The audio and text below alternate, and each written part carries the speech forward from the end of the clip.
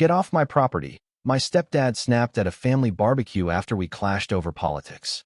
I calmly replied, "This house is in my name. You don't pay rent." He smirked and said I'd never act. I handed him a 30-day eviction notice right after dessert. What would you do if your stepfather told you to get off your own property, the property you paid for, in front of your entire family? My name is Gavin Rhodes, and this is the story of how I legally removed my stepfather from a house he never paid for, after he spent 4 years pretending it was his. Let me take you back, not to the barbecue, we'll get there, but to the beginning, because you need to understand the full weight of what Mitchell Boone took from me before you can appreciate what I took back. I grew up in a 2-bedroom apartment in Louisville, Kentucky. Just me and my mom, Lorraine Rhodes.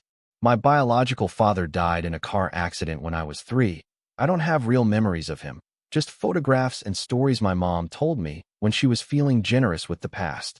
She raised me alone, worked as an office manager at a dental practice, and did her best to fill both roles without ever admitting how tired she was. We weren't poor, but we were close enough to see it from our window. Every dollar was accounted for.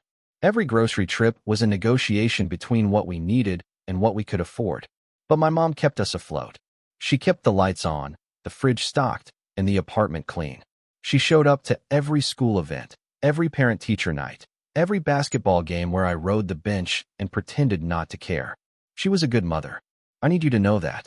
Because what happened later doesn't erase what came before, it just makes it harder to reconcile. Mitchell Boone entered our lives when I was 14. He was a sales rep at an auto parts distributor, the kind of guy who could talk his way into any room, but never quite figured out how to stay. Big voice, firm handshake, the sort of surface-level confidence that impresses people who aren't paying close attention. My mom met him at a church function. Within 3 months, he was having dinner at our apartment twice a week. Within 6 months, he'd moved in. Within a year, they were married at a courthouse ceremony that I attended in a borrowed tie, and a feeling in my gut that I couldn't name at 14, but can name perfectly now, dread. Mitchell wasn't abusive. I want to be clear about that. He never hit me. He never hit my mom. But there's a kind of man who doesn't need violence to dominate a household. He uses volume, opinion, and the slow, steady erosion of everyone else's voice until his is the only one that matters. That was Mitchell. He didn't take over our home with fists. He took it over with personality. Within a year of moving in, every decision in our household ran through Mitchell. What we ate for dinner, what channel the TV was on, when the thermostat got adjusted, where we went on weekends. My mom, this strong, capable woman who'd raised a son alone for 11 years, slowly became a supporting character in her own home. She deferred to him on everything, not because he demanded it loudly, but because he made disagreements so exhausting that compliance became the path of least resistance. I pushed back. Of course I did. I was a teenager. I pushed back on everything. But with Mitchell, it was different. It wasn't rebellion. It was survival. Every time he talked over my mom, I said something. Every time he made a decision without asking her, I pointed it out. Every time he treated the apartment like his kingdom, I reminded him that his name wasn't on the lease. He hated me for it. Quietly. Politely, with a smile that never reached his eyes and a tolerance that always felt like a countdown. "Mitchell, you've got a lot of opinions for someone who doesn't pay bills, kid."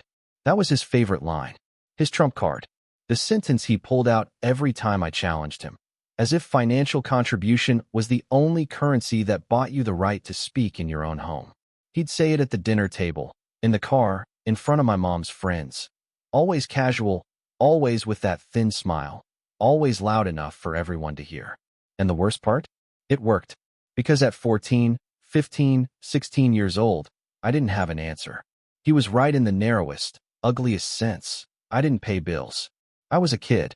And he weaponized that fact like a blade, cutting me down to size every time I tried to stand up. My mom never intervened. Not once.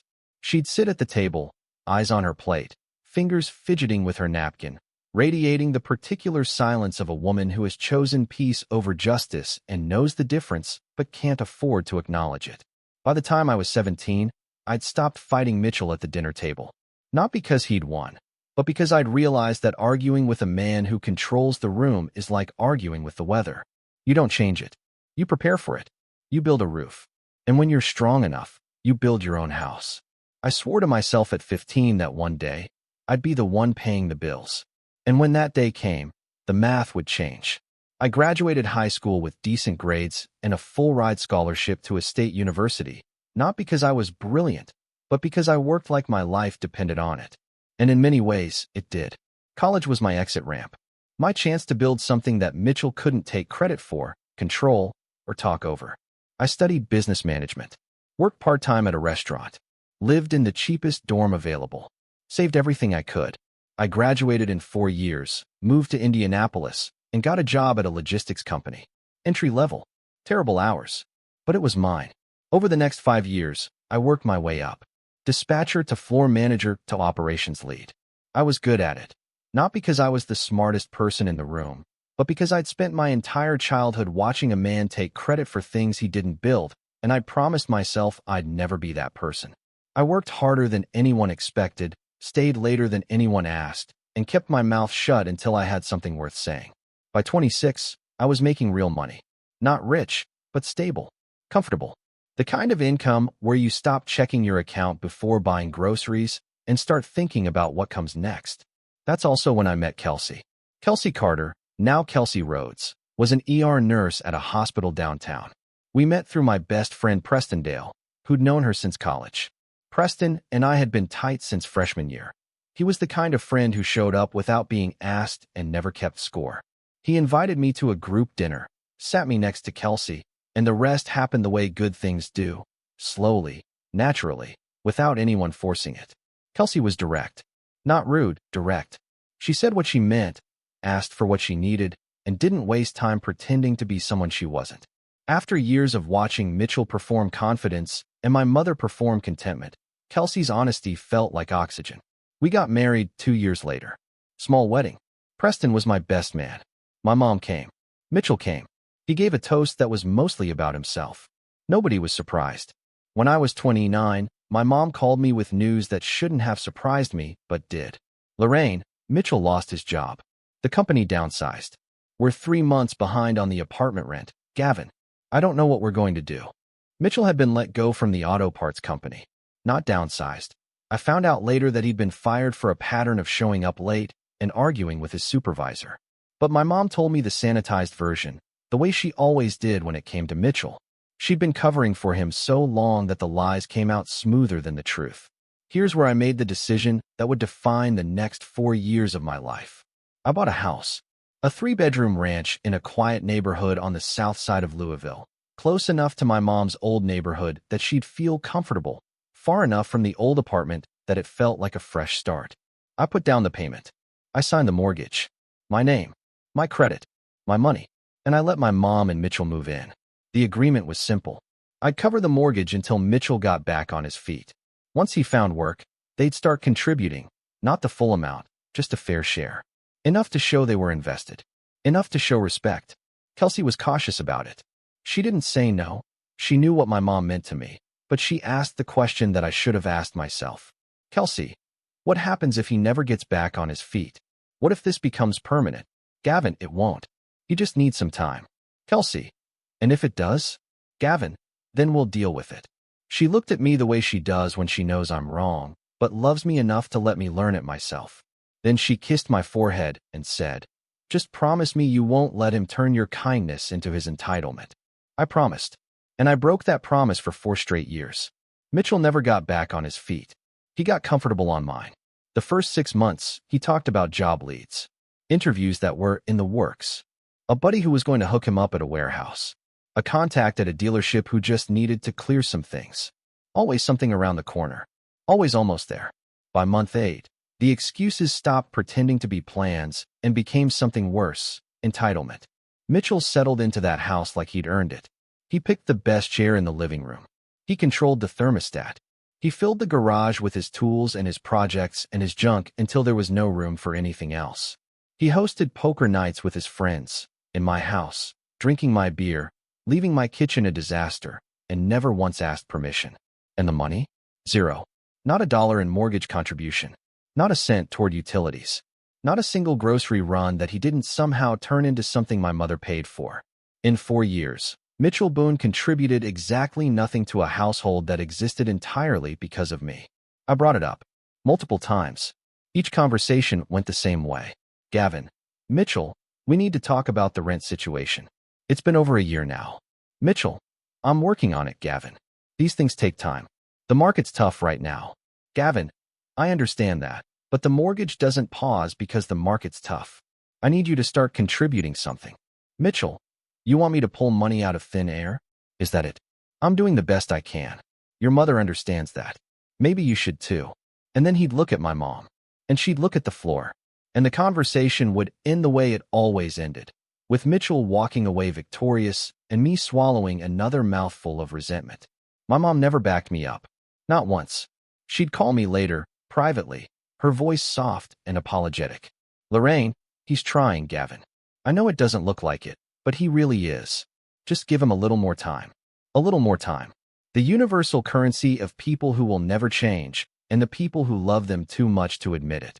Kelsey watched all of this with the patience of a woman who'd seen worse in the ER, but never in her own family. She didn't push me. She didn't nag.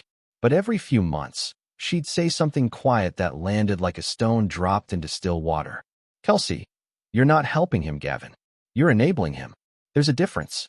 And your mom is caught in the middle because nobody's willing to force the issue. She was right. I knew she was right. But forcing the issue meant risking my relationship with my mother, and I wasn't ready for that. So I kept paying, kept biting my tongue, kept watching a man who'd never built anything in his life occupy a house I'd built everything to afford. For years. That's how long I let it go. For years of carrying a man who couldn't be bothered to carry himself. And then came the barbecue. It was the 4th of July. My mom organized it. Or rather, she organized it and Mitchell took credit for it. About 40 people. Extended family, neighbors, a few of Mitchell's buddies. The backyard was full. Kids running through the sprinklers, burgers on the grill, coolers of beer sweating in the sun. From the outside, it looked like the picture-perfect American cookout. Kelsey and I arrived around noon. Preston came with his girlfriend. My mom hugged me at the door.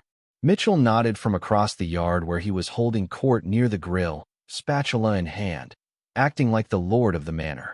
The lord of my manor. For the first few hours, everything was fine. Good food, cold drinks, easy conversation. I was standing near the patio table with Preston, talking about nothing important, when Mitchell wandered over with 2 of his friends and a beer in each hand.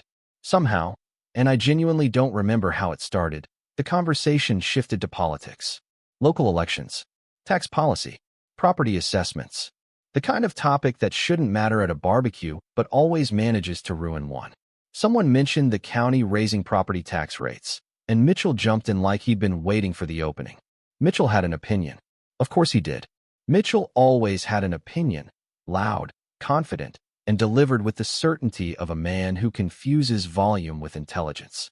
He started going off about property taxes, about how the government was bleeding hard-working people dry, about how you can't even own a home in this country without the state taking half of it. His friends nodded along. My mom smiled from the kitchen window. The audience was assembled, and Mitchell was performing. I should have let it go. I should have taken a sip of my drink, nodded politely, and walked away. That's what I'd been doing for 4 years. That's the playbook. Don't engage. Don't react. Just absorb it, file it away, and keep writing the checks. But something about that moment, something about hearing a man who hadn't paid a single tax, a single bill, a single dollar toward the roof over his head complain about property taxes in a backyard that existed because of MY property taxes, something about that particular, exquisite flavor of hypocrisy broke through the wall I'd been maintaining for 4 years. Not with a crash. With a crack. Quiet. Surgical. Irreversible. Gavin, you'd have to actually own property to worry about property taxes, Mitchell. It came out calm. Almost casual. Like a joke between friends. But we both knew what it was.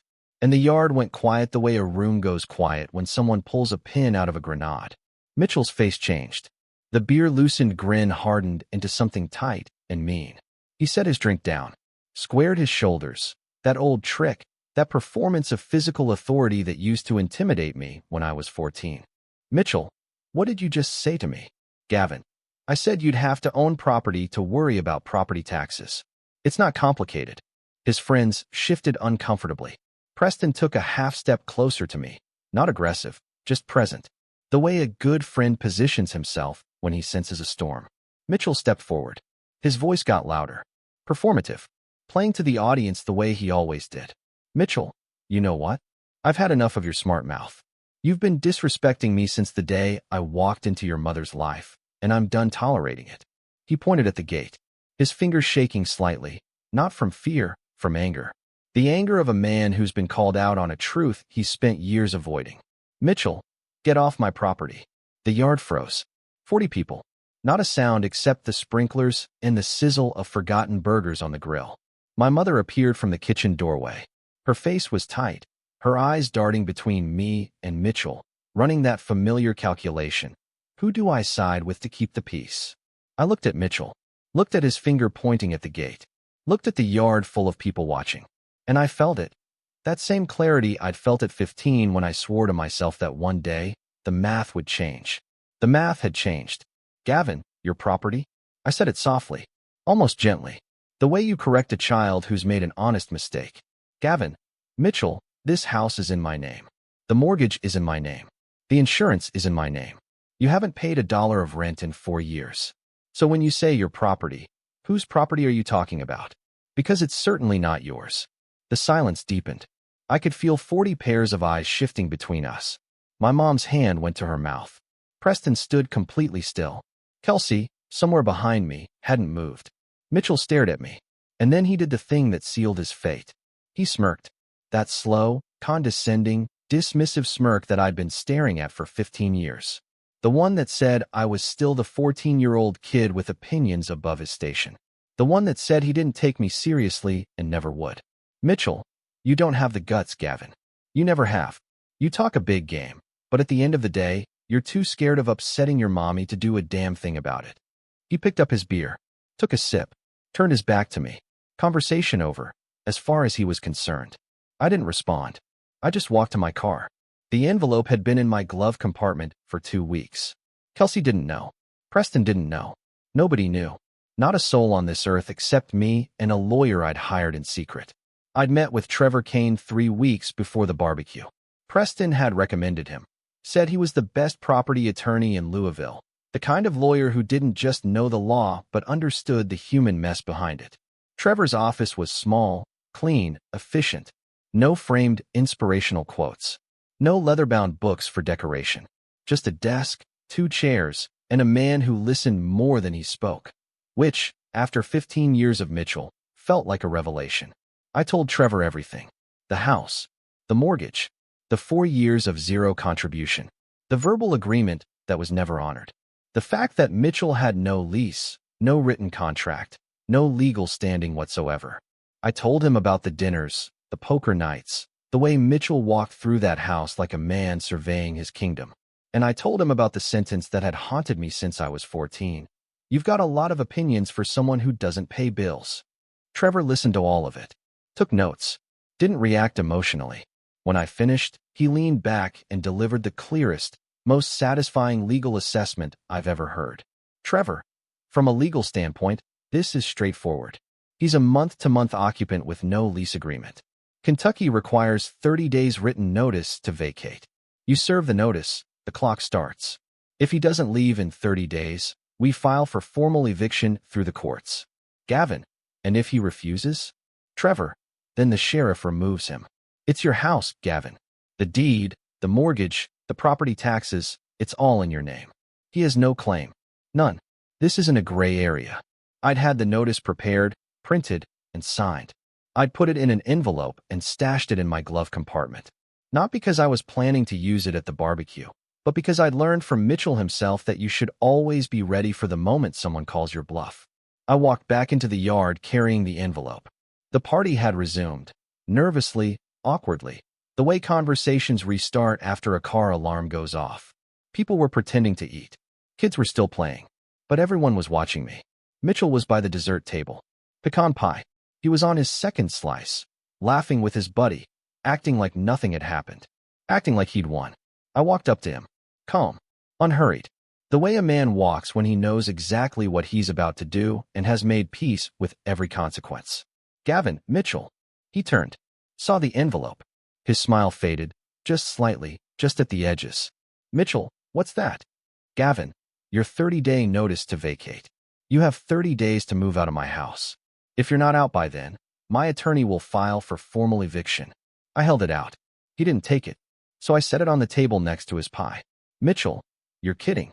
Gavin, I'm not. He looked at my mother. She was standing by the back door, both hands pressed against her chest, tears already forming. He looked back at me, searching for the bluff, for the flinch, for the 14-year-old kid who used to back down when the voice got loud enough. He didn't find him. Mitchell, you're going to regret this, Gavin. I promise you that. Gavin, you've been promising things for 4 years, Mitchell. You haven't delivered on a single one. I don't see why this would be any different. I turned to my mother. Her face was a wreck. Tears, confusion, the particular agony of a woman caught between the son who provides and the husband who demands. Gavin, Mom, you're welcome to stay. This is your home as long as you want it. But he needs to go. She opened her mouth, closed it, looked at Mitchell, looked at me, and said nothing. I nodded, took Kelsey's hand, and we left the barbecue. The next 30 days were war. Quiet, grinding, exhausting war. Mitchell didn't leave. Of course he didn't. He dug in like a tick, told my mother it was a bluff, told his friends I was disrespectful and ungrateful, called me twice, both times to yell, both times to remind me that he'd been more of a father to me than anyone. I let both calls go to voicemail. My mother called every other day, sometimes crying, sometimes calm, always asking the same thing. Lorraine, can't you two just work this out? He's sorry, Gavin. He just doesn't know how to show it. Gavin, he's had 4 years to show it, Mom. The notice stands. Lorraine, where are we supposed to go? Gavin, you can stay. I told you that. He's the one who needs to leave. She never took that offer. Because choosing to stay meant choosing me over Mitchell, and she'd stopped making that choice 15 years ago. Extended family got involved. Aunts called. Cousins texted. Everyone had an opinion. Everyone thought I was being too harsh, or disrespectful, or petty. Not one of them offered Mitchell a room. Not one of them offered to cover the mortgage. They had opinions. They didn't have solutions. Preston was the only person who said what needed to be said. Preston, everyone's got something to say until it's their money and their house. Let them talk. You're not wrong, and you know it. Kelsey was steady. She didn't celebrate. She didn't gloat. She just held the line beside me the way she always did. Quiet, firm, unshakable. One night, about 2 weeks in, I came home exhausted from the emotional weight of it all and sat on the couch without speaking for an hour. She sat next to me, didn't say a word, just put her hand on mine and let the silence be enough. Day 30 arrived. Mitchell hadn't moved a single box, hadn't packed a single bag, hadn't lifted a finger toward finding a new place. He was still sitting in the living room every night, feet up on the coffee table, TV on full volume, living his life like the eviction notice was a piece of junk mail he'd tossed in the recycling. But here's what Mitchell didn't understand, what he'd never understood about me. Even after 15 years, I don't bluff. I don't threaten. I don't perform. When I say something is going to happen, it's because I've already made sure it will. The eviction notice wasn't a warning shot. It was the first step in a process I'd already mapped out from beginning to end. I called Trevor. Gavin, he's still there. Trevor, then we file. I'll have the paperwork submitted by end of day. Court date will be within 2 weeks. The court date was on a Tuesday morning. Small courtroom. District court. The kind of room where landlord-tenant disputes are settled in 15-minute blocks like items on an assembly line. I showed up in a suit. Trevor was beside me, briefcase full of documentation. The deed, the mortgage statements, for years of bank records showing every payment I'd made, utility bills in my name, the original notice to vacate with Mitchell's certified mail receipt confirming he'd received it. Everything organized. Everything airtight. Mitchell showed up in jeans and a wrinkled button-down. No lawyer. No documentation. No plan. Just bluster and the same misplaced confidence that had carried him through life on other people's floors. The judge, a woman in her 60s with reading glasses and zero tolerance for wasted time, reviewed the filing in under 5 minutes. She looked at me. She looked at Mitchell. She asked one question. Judge, Mr. Boone, do you have a lease agreement, written or otherwise, for the property at the address listed in this filing? Mitchell straightened up, cleared his throat, launched into the speech he'd clearly been rehearsing in his head for weeks. Mitchell, Your Honor, I've been living in that house for 4 years. I've maintained it. I've done repairs. I've put sweat equity into that property. I'm married to the homeowner's mother. This is a family matter, and it should have stayed a family matter. The judge looked at him over her glasses. Judge, Mr. Boone, I asked if you have a lease agreement. Do you have one? Yes or no? Mitchell, no, but, Judge, do you have any documentation showing financial contribution to the mortgage, utilities, or property taxes? Mitchell, I've done work on the house. I fixed the, Judge, financial contribution, Mr. Boone.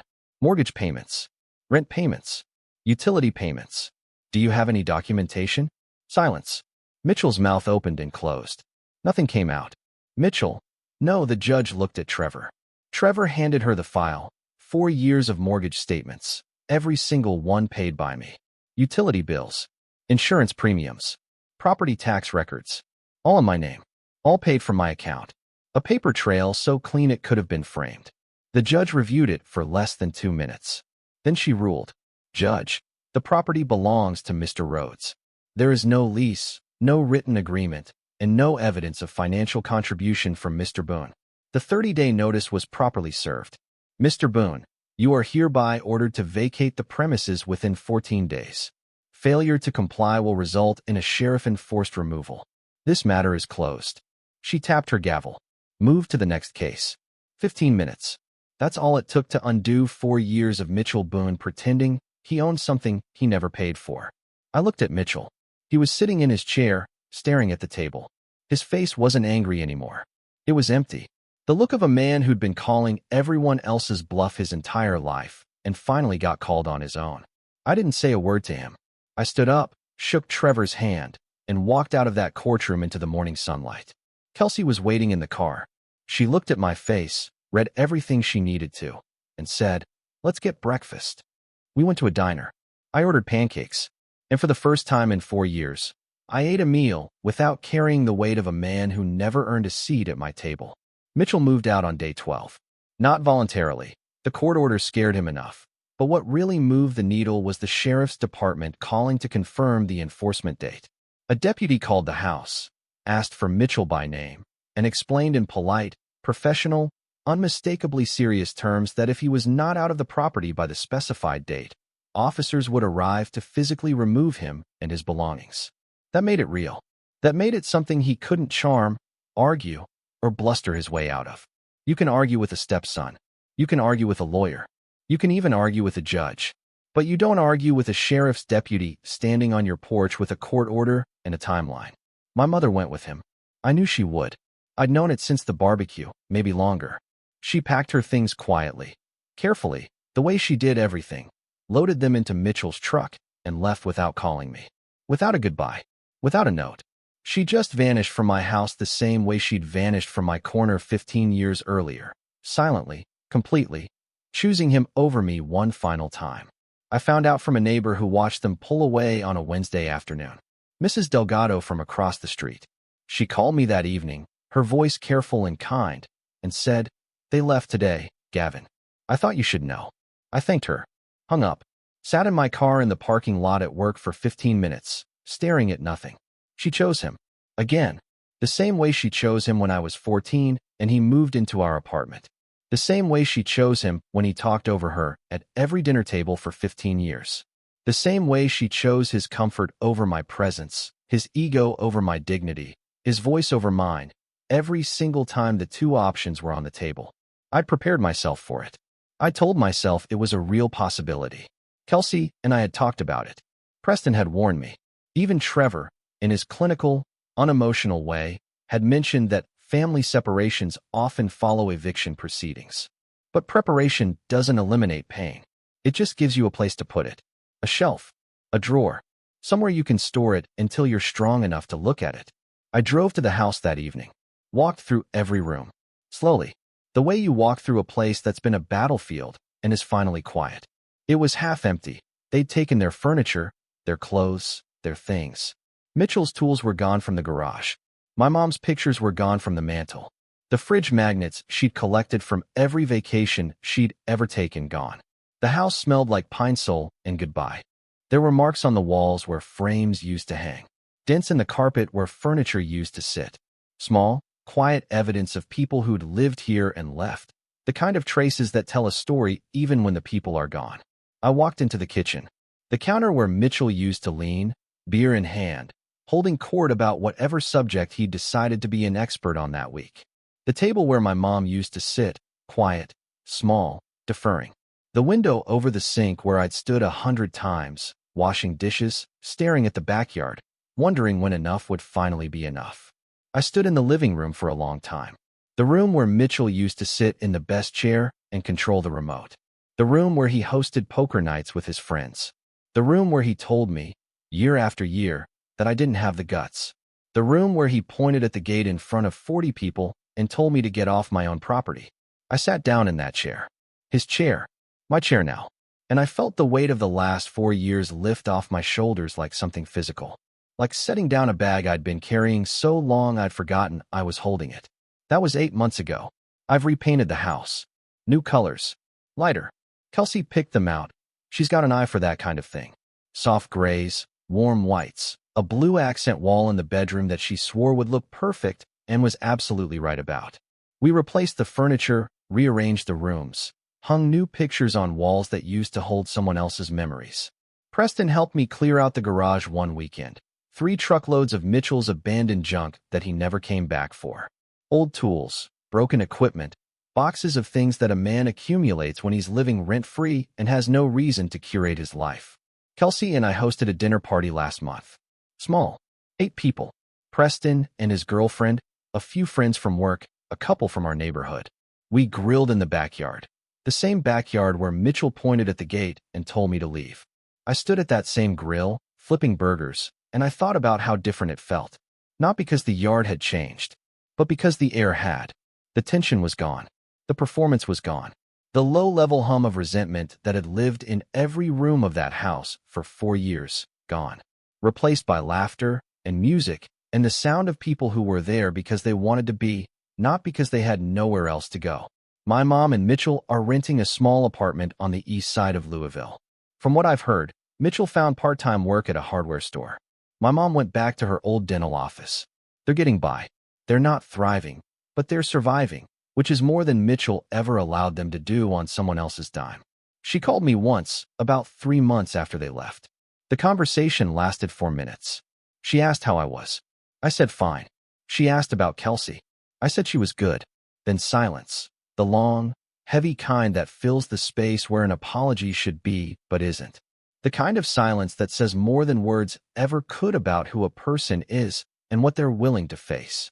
Lorraine, I hope you know I didn't leave because I was choosing him over you. I didn't argue with her. I didn't correct her. I just let the sentence exist in the air between us, fragile and untrue, and said, "Take care of yourself, Mom." That was the last time we spoke. Preston asked me once, over beers, if I regretted any of it. The barbecue, the notice, the court, the fallout. Preston, if you could go back, would you do anything different? I thought about it. Really thought about it. Then I said something that surprised even me. Gavin, I'd have done it 4 years sooner. He laughed. I didn't. Because I meant it. Some nights, I sit on the porch of that house, my house, with Kelsey beside me and the evenings settling in around us like a blanket, and I think about Mitchell's smirk. That slow, condescending curl of his lip when he told me I'd never act. That absolute certainty in his voice when he said I didn't have the guts. The way he turned his back and picked up his beer and went right on living like the rules didn't apply to him. I think about the judge. About how she reviewed 4 years of one-sided sacrifice in under 2 minutes and ruled in 15.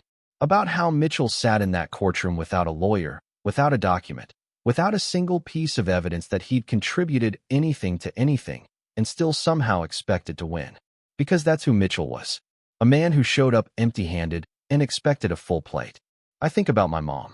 That's the part that still aches, if I'm honest. Not Mitchell. I made peace with Mitchell the moment the gavel came down. But my mom. The woman who raised me alone for 11 years. The woman who packed my lunches and showed up to my basketball games. The woman who chose a man's comfort over her son's dignity and never found the words to admit it. I don't hate her. I don't think I could, even if I tried. But I've stopped waiting for her to choose me. That's not the same as giving up. It's just growing up. Understanding that some people love you the only way they know how, and sometimes that way isn't enough. He was wrong, not because I'm brave, but because there's a difference between not having guts and choosing patience. I chose patience for 4 years, and when patience ran out, I chose paperwork, and paperwork doesn't lose. If this story made you feel something, anything, then hit that like button. And if you want more stories like this, stories about real people who finally stood up for themselves, subscribe and hit the bell, because we're just getting started.